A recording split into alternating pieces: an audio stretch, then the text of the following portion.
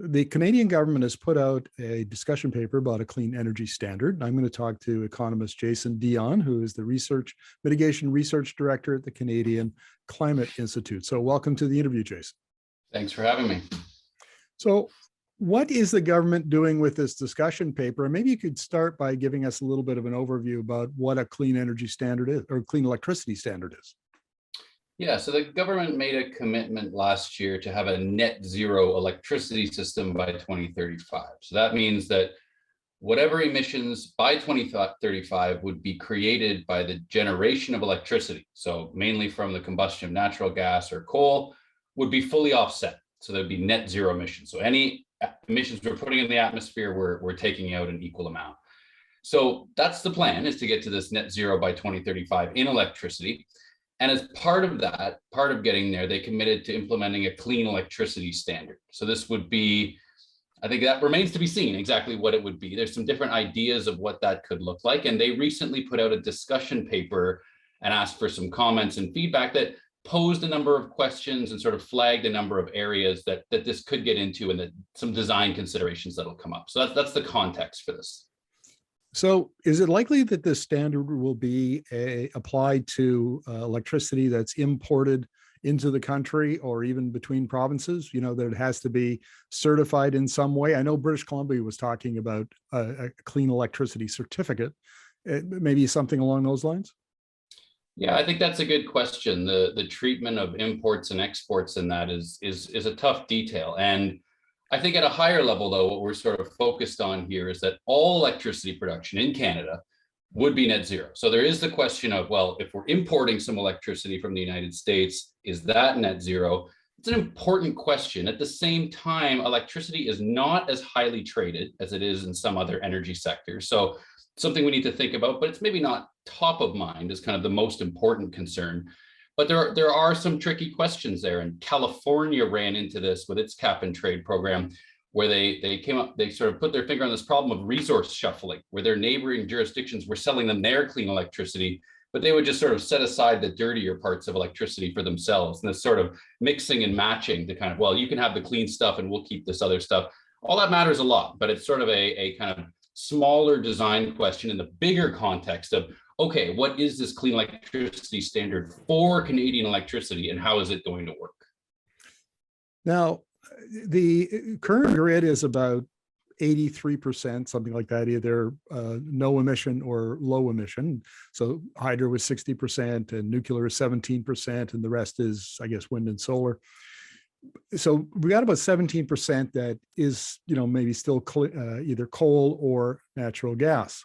So the question is, if economic modelers like Dr. Chris Bataille say that we're going to need 2 or 3 times as much electricity by 2050 as we do now, why are we putting so much effort on this last 17% and not talking about how we're going to increase our generation, and then the transmission and distribution that would, we would need to beef up as well? Yeah, so good question. And at the same time, that national figure of 80% non-emitting, mostly from hydro as well as some nuclear, that's something that gets pointed to a lot in Canada. It's true, and it's a strength. It also can mask the regional differences there. So you've got a few systems, Alberta, Saskatchewan, Nova Scotia, New Brunswick, that rely on coal. Ontario's got a lot of gas in the mix as well. Some other provinces have some as well. So it can really be that some grids, and really Canada's a nation of different electricity systems that are managed by provinces and territories. And some of those are fairly emissions intensive, but not out of line with what you'd find in the United States. So the question of what is the future of generation in those provinces is an important one. And that's part of what this clean electricity standard is meant to take on. But you've also put your finger on another important dimension of this, that cleaning up supply, cleaning up the supply of electricity, the generation of electricity, it is an important job, and we want to make sure that we're doing that so that when we're fuel switching, when we're moving away from internal combustion engine vehicles, moving away from gas furnaces into electric alternatives, that is genuinely clean and non-emitting. So that's part of the reason we want to focus on that supply side. But we also need to be thinking about that demand side. And what being ready there means, and we talk about this in some work we have coming on this, a report called Bigger, Cleaner, Smarter.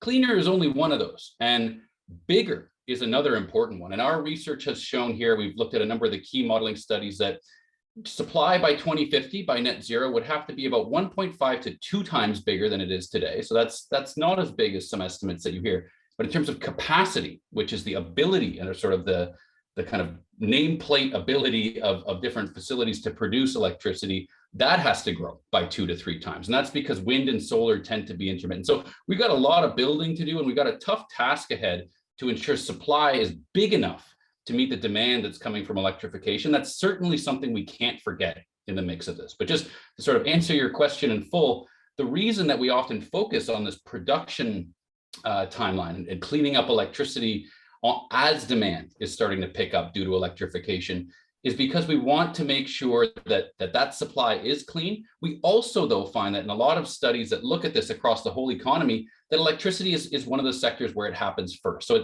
it's something that makes sense in terms of a cost-effective pathway. It's not just sort of a target we pick out of thin air. Right. I interviewed you last year about your study around decarbonization pathways, and this electricity system has the ability to be decarbonized because the technologies like wind and solar and storage and so on are safe bets. They're not wild cards, they're safe bet technologies. But Jason, there's an issue here, and this is a bit of a hobby horse for me, and I ride it a lot because I do a lot of reporting down in the US, and I talk to US utilities and analysts down there.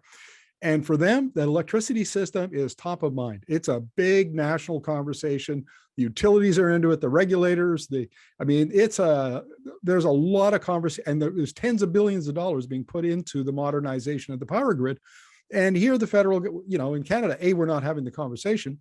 And B, when the federal government comes up with something that is going to affect the power grid, the electricity system, it's like, oh, well, here's this one regulation that will affect part of this thing. Whereas we need to have this much bigger conversation, and we need to have it sooner rather than later. So what's your take on that? Yeah, I think that's right. I think that we've sort of been drifting a little bit in these conversations around electricity, and it's easier to kind of rest on your laurels a little bit when you have a system that's mostly clean and non-emitting. So a lot of the hard work has been done. Ontario phased out coal. Coal is going to be phased out nationwide by 2030. We started with a system that was already pretty clean. So really, in many other countries, that's the first place they look, is kind of what do we have to do in electricity? And that it's kind of, you might say, where the low-hanging fruit lies. There's alternatives. First, you can switch to gas, switching to renewables.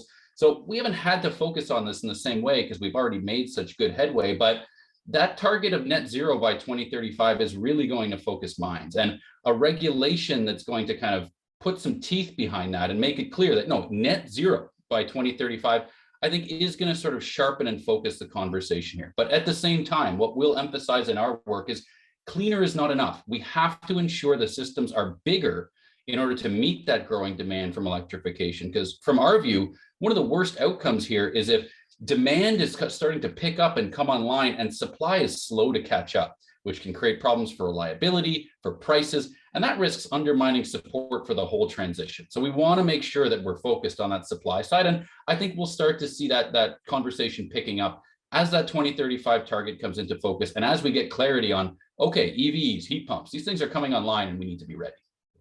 Well, Jason, really appreciate your insights on this. Thank you very much. Thank you.